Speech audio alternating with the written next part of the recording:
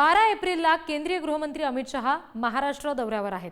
शिवाजी महाराजांच्या पुण्यतिथीनिमित्त प्रमुख पाहुणे म्हणून ते एका कार्यक्रमासाठी उपस्थित असतील।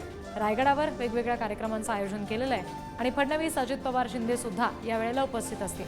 अमित शहा 12 तारखेला रात्री मुंबईमध्ये मुक्काम करणार आहेत। सह्याद्री अतिथीगृह इथे रात्री तिन्ही नेत्यांसोबत त्यांची बैठक सुद्धा असणार आहे।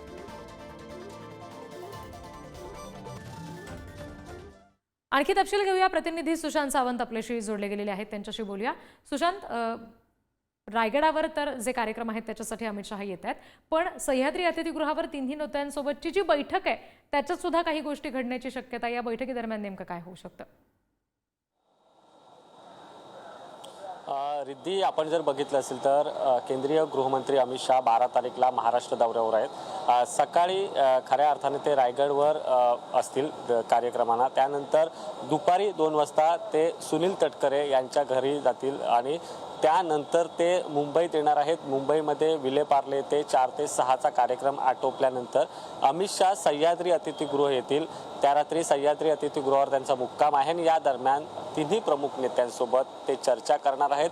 सरकारचा मागील 100 दिवसांचा कार्यक्रम नेमका कसा होता, कशा पद्धतीने राज्यातलं सरकार काम करते आणि महायुतीमधील काही कुरघोडी आहेत त्या समोर येताना आपल्याला पाहायला मिळत होत्या, त्यावर देखील या बैठकीमध्ये चर्चा होऊ शकते अशी आपल्याला माहिती मिळते। अमित शहा नेमके तिन्ही प्रमुख नेत्यांना, मुख्यमंत्री देवेंद्र फडणवीस असतील, उपमुख्यमंत्री एकनाथ शिंदे असतील, उपमुख्यमंत्री अजित पवार असतील, यांना आणखी काय कानमंत्र देत आहेत हे बघणं महत्त्वाचं ठरणार आहे। कारण अमित शहांचा एक दिवसीय जरी महाराष्ट्र दौरा असला तरी हा दौरा अतिशय महत्त्वाचा आहे, कारण रायगडचं पालकमंत्रीपदाचा तिढा अजून सुटलेला नाही आहे। नाशिकचं पालकमंत्रीपद भाजपकडेच राहणार, मात्र रायगडचं कधी तिढा सुटणार? अर्थातच केंद्रीय गृहमंत्री अमित शहा सुनील तटकरे यांच्या घरी जाणार आहेत, त्यामुळे त्यांच्या घरी ज्यावेळी भोजनासाठी ते जातील त्यावेळी रायगडच्या पालकमंत्री पदावर काही चर्चा होणार का?